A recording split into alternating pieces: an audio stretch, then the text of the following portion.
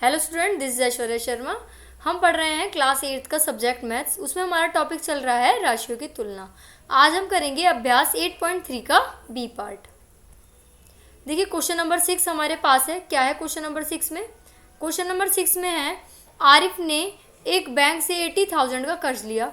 यदि ब्याज की दर 10% वार्षिक है तो 1.5 वर्ष पश्चात उसके द्वारा भुगतान की जाने वाली राशियों में अंतर ज्ञात कीजिए। यदि ब्याज एक वार्षिक संयोजित होता है तो अर्धवार्षिक संयोजित होता है। तो अब देखो यहाँ क्या है, यहाँ मूलधन क्या है, 80,000 रुपीज़ है।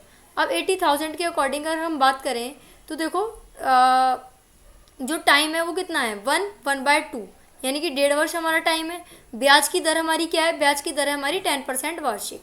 एक वर्ष के अंत में कुल राशि जो है P 1 + R/100 की पावर n है। ठीक है ना, क्या है, पावर n। तो अगर हम इसकी बात करें कि A = P 1 + R/100 की पावर n, ये हमारी है। तो P की जगह हमारा क्या आ जाएगा, 80,000। 1 + R हमारा क्या है, R हमारा दे रखा है 10%, तो 10/100, 0 से 0 कैंसिल हो गई। और ये कितना है, 1.5 वर्ष है। तो 1.5 वर्ष के लिए मैंने आपको बताया था कि जब 1 और 1/2 होता है तो एक वर्ष का तो हम निकाल देंगे CI, और दूसरे वर्ष का हम क्या निकालते हैं, SI। ठीक है ना, हाफ वाले वर्ष का। तो हमने इसको सॉल्व करा तो हमारा क्या आया, यहाँ 11/10 है ना, 0 से 0 गया तो 11 8 ज़ा 88, 88,000 हमारा आ गया। अब 1.5 वर्ष का ब्याज जो है वो 88,000 का 10% इंटू 1/100 इंटू 2, 2 0 से 2 0 कैंसिल, 2 1 ज़ा 2, 2 4 ज़ा 8, 2 4 ज़ा 8 और 0 आ गया। 440 की 10 से मल्टीप्लाई करेंगे तो हमारा आंसर आएगा 4400। कुल राशि कितनी हो जाएगी, 88,000 प्लस 4400, यानी कि 92,400 हमारी हो गई कुल राशि। अभी कह रहे हैं कि अर्धवार्षिक संयोजित होता है। तो अर्धवार्षिक में क्या होता है भाई, कितनी बार मैं आपको रिपीट करा चुकी हूँ। जो टाइम होता है, टाइम हो जाता है 2 टाइम्स, और जो हमारा रेट हो जाता है, रेट हमारा हो जाता है हाफ। ठीक है ना, तो हम क्या करेंगे, हमारा टाइम कितना था, टाइम हमारा था 1/2, 2 1 ज़ा 2 और 1 3, यानी कि 3/2। 3/2 की 2 से मल्टीप्लाई करोगे तो हमारा आंसर आएगा 3। ठीक है ना, और रेट हमारा क्या है, रेट हमारा 10 है, इसको 2 से डिवाइड करोगे तो रेट हमारा हो जाएगा 5%। तो ब्याज की दर क्या है, 10%, वार्षिक हो जाएगी 5%, अर्धवार्षिक। तो P 1 + R/100 की पावर n, तो 80,000 ये रहा, 1 + R की जगह आ जाएगा 5/100 और T की जगह आ जाएगा 3 वर्ष। तो 5 1 ज़ा 5, 5 2 ज़ा 10, 0 की 0, तो आ गया 1/20 आ गया ना। अब 20 1 ज़ा 20 और 1 21, 21/20 आ गया। तो 80,000 इंटू 21/20 और 3, तो 80,000 21/20, 21/20, 21/20, तो 92,610 हमारा हो जाएगा। अब 92,610 हमारा इस हिसाब से आया, और उसके हिसाब से हमारा आ रहा था 92,400। तो हम क्या करेंगे, इस दोनों का हम अंतर देखेंगे तो क्या आएगा, 210 रुपीज़। ठीक है, हम बात करते हैं क्वेश्चन नंबर 7 की। 7 क्या है, मारिया ने किसी व्यापार में क्या करा, 8,000 रुपये का निवेश किया। उसे 5% वार्षिक दर से चक्रवृद्धि ब्याज का भुगतान किया जाएगा यदि ब्याज वार्षिक रूप से संयोजित होता है। 2 वर्ष के अंत में उसके नाम से जमा की गई राशि ज्ञात कीजिए, और सेकंड पार्ट में दिया है 3 वर्ष का ब्याज ज्ञात कीजिए। अब देखो यहाँ मूलधन क्या है, 8,000 रुपीज़, रेट क्या है 5%, और एन क्या है हमारा, 2 वर्ष है। तो अब कुल राशि हमारी क्या हो जाएगी, कुल राशि हमारी हो जाएगी, कितनी हो जाएगी कुल राशि, P = 1 + R/100 की पावर n, फॉर्मूला तो हमारा यही चल रहा है स्टार्टिंग से। ये हो गया 8,000, फिर 1 + R की जगह क्या आएगा, 5/100 की पावर 2। ठीक है, तो 8,000 क्या है, 1 + 1/20, ये आ गया। तो हमारा क्या हो जाएगा, 21 ज़ा 20 और 1 21, 21/20 हो गया, 21/20, 21/20, तो हमारा क्या आएगा, 0 से 0 गया, 0 से 0 गया, 2 1 ज़ा 2, 2 4 ज़ा 8, 0 की 0, फिर क्या है, 2 2 ज़ा 4, 0 की 0। अब क्या होगा, 21 की 21 से मल्टीप्लाई करेंगे तो क्या आ जाएगा, 441 आएगा हमारा। 441 की 20 से मल्टीप्लाई करेंगे तो हमारा आंसर आएगा 8820, यानी कि 8,820। हमारा ये आंसर आ गया 2 वर्ष के अंत की ब्याज। तो हम कह सकते हैं 2 वर्ष के अंत में उसके नाम से जमा की गई राशि 8,820 रुपये है। हम कहेंगे तीसरे वर्ष का ब्याज ज्ञात कीजिए। तीसरे वर्ष का ब्याज कैसे ज्ञात करेंगे? अब देखो यहाँ मूलधन है 8,000, ब्याज की दर है 5%, वार्षिक और समय क्या है 3 वर्ष। अब यहाँ देखो कुल राशि क्या है, A = P 1 + R/100 की पावर n। तो P हमारा है 8,000, 1 + R/100 है हमारा, तो P की जगह आ जाएगा 5, अपॉन में आ जाएगा 100। 5 1 = 5, 5 2 = 10, 0 की 0, 21 = 20 और 1 21, 21/20, 21/20, 21/20। 0 से हमारा 0 गया, 0 से हमारा फिर यहाँ 0, ये भी 0 कैंसिल। अब 2 2 = 4, 2 2 = 4 और 2 1 = 2, तो हमारा आ गया 9261, क्योंकि 21 की 3 टाइम्स मल्टीप्लाई करते हैं तो हमारा हो जाता है 9261। ठीक है। अब देखो तीसरे वर्ष का जो ब्याज है, अगर तीसरे वर्ष की कुल राशि में से हम प्रिंसिपल लेस कर दे तो हमारा आ जाएगा ब्याज। तो 9261 हमारा अमाउंट है, उसमें से प्रिंसिपल हमने लेस करा 8820, तो हमारा जाएगा 441। अब देखिए क्वेश्चन नंबर 8 हमारे पास है, ठीक है ना। और क्वेश्चन नंबर 8 के अलावा हमारे पास है क्वेश्चन नंबर 9, फिर हमारे पास है क्वेश्चन नंबर 10, फिर हमारे पास क्या है क्वेश्चन नंबर 10 के अलावा 11 भी हमारे पास है, फिर है हमारे पास क्वेश्चन नंबर 12। तो ये 5 क्वेश्चन हमारे और बाकी हैं, 5 क्वेश्चन हमें करने हैं। तो देखो कैसे करते हैं। तो क्वेश्चन नंबर 8, 10,000 पर 1.5 वर्ष, 10,000 पर 1/2 वर्ष के लिए यानी कि 1.5 वर्ष के 10% वार्षिक दर से चक्रवृद्धि ब्याज और कुल राशि ज्ञात कीजिए, जबकि ब्याज अर्धवार्षिक संयोजित होना है। क्या यह ब्याज उस ब्याज से अधिक होगा जो उसे वार्षिक रूप से संयोजित करने पर प्राप्त होगा? तो यहाँ मूलधन जो है हमारा क्या है 10,000 रुपीज़ है, ब्याज की दर हमारी क्या है 10%, वार्षिक दर क्या है हमारी 5%, अर्धवार्षिक क्यों? क्योंकि अर्धवार्षिक कह रहे हैं, दर को आधा कर देंगे।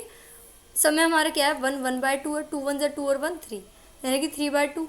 अब 3/2 क्या करेंगे 2 से मल्टीप्लाई करेंगे, 2 से 2 कैंसिल, तो हम कह सकते हैं 3 हमारा आया हाफ ईयरली।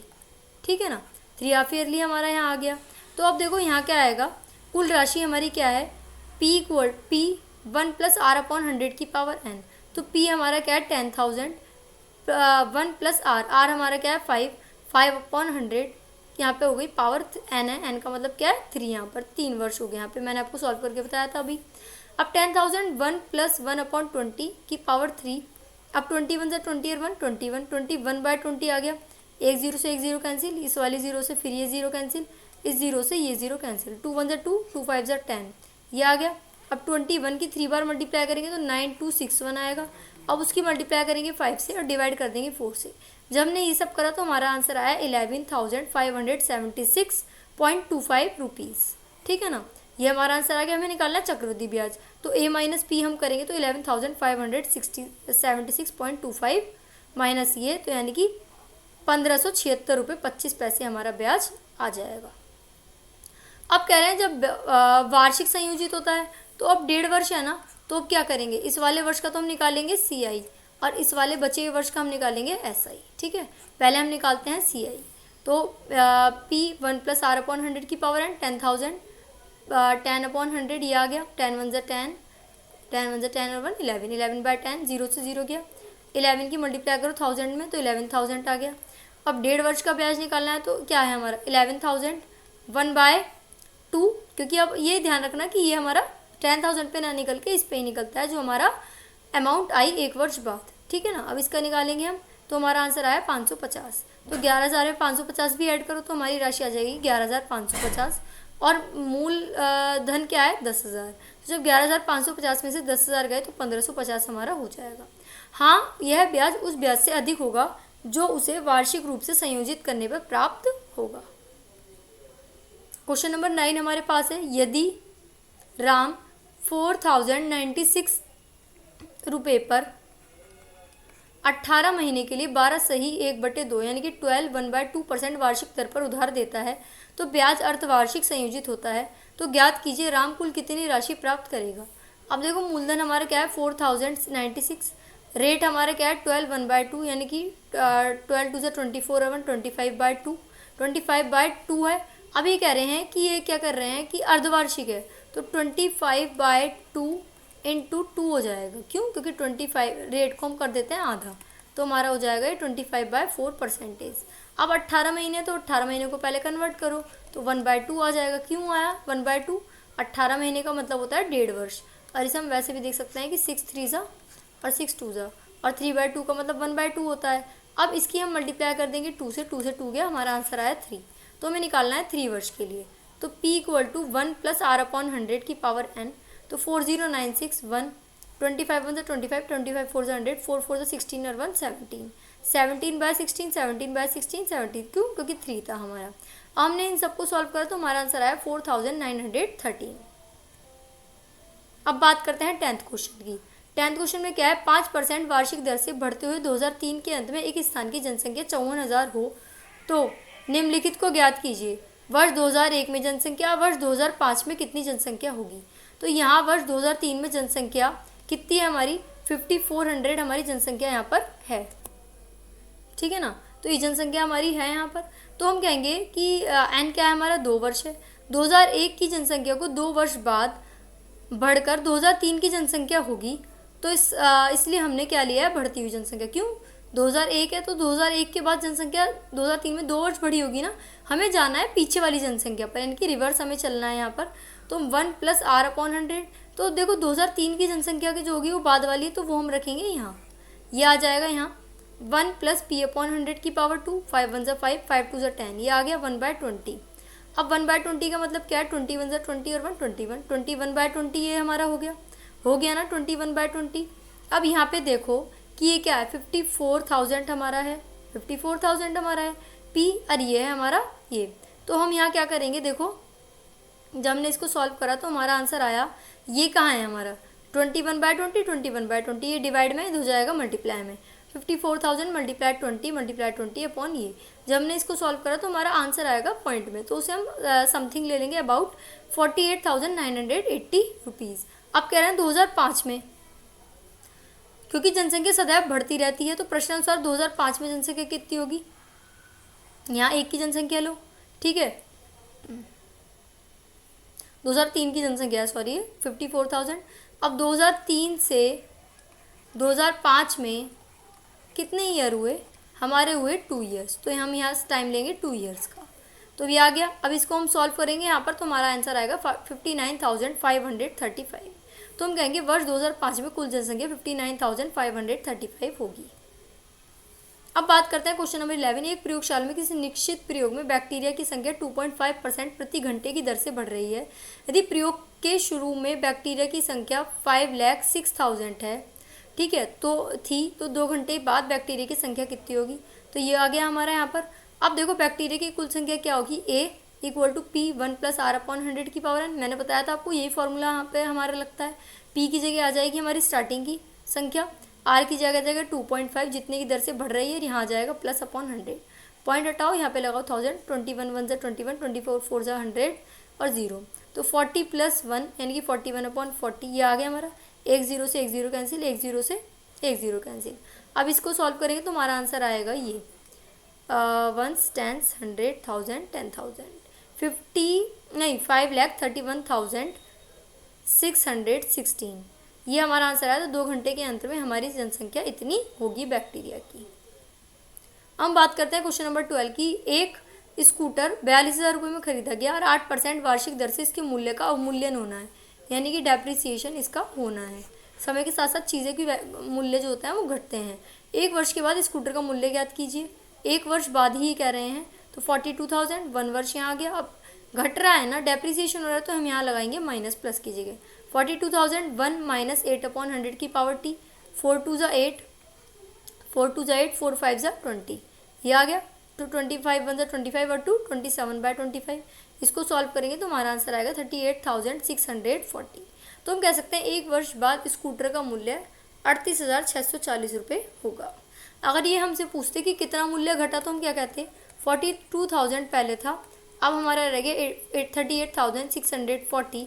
तो हम यहाँ कहते हैं कि हमारा बचता मूल्य 11 बचा, यहाँ 11 में से 8 गया 3, ठीक है ना। तो 3,360 रुपीज़ का यहाँ पर डेप यहाँ पर लग गया, ठीक है। So what did we learn today, we learn today that जो है क्या सीखा हमने सीखा कि एक तो हम CI में क्वेश्चन कौन कौन से सॉल्व करते हैं, एक तो पॉपुलेशन वाले क्वेश्चन भी सॉल्व करते हैं, रुपीज़ वाले क्वेश्चन तो नॉर्मली हमारे होते ही हैं, एक हमने देखा बैक्टीरिया वाले क्वेश्चन भी हमारे थे यहाँ पर, है ना। इस टाइप के क्वेश्चन में यहाँ पर CI का फॉर्मूला आगे ही सॉल्व कर देते हैं।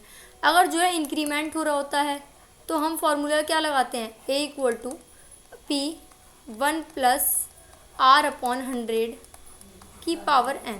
और अगर डिक्रीमेंट या फिर कह सकते हैं हम डेप्रिसिएशन हो रहा है तो हम फॉर्मूला क्या लगाएंगे, A = P1 - R/100 की पावर n। दूसरा मैंने आपको समझाया था यहाँ पर कि अगर हमें दे रखा है 4 1/2 तो 4 वर्ष है, तो इसे अलग अलग करके लिखो 4 1/2। तो 4 ईयर्स का तो हम क्या निकालते हैं, कंपाउंड इंटरेस्ट, अगर कंपाउंड इंटरेस्ट टोटल का ही निकालना है, और 1/2 ईयर्स का हम निकालते हैं सिंपल इंटरेस्ट। और ये जो सिंपल इंटरेस्ट कैलकुलेट होगा वो 4 ईयर्स के बाद वाला जो अमाउंट होगा उस पर हमारा सिंपल इंटरेस्ट कैलकुलेट होगा। सिंपल इंटरेस्ट के फॉर्मूले की बात करें तो फॉर्मूला होता है P × R × T/100। ठीक है, तो हम मिलते हैं नेक्स्ट क्लास में, तब तक के लिए थैंक यू।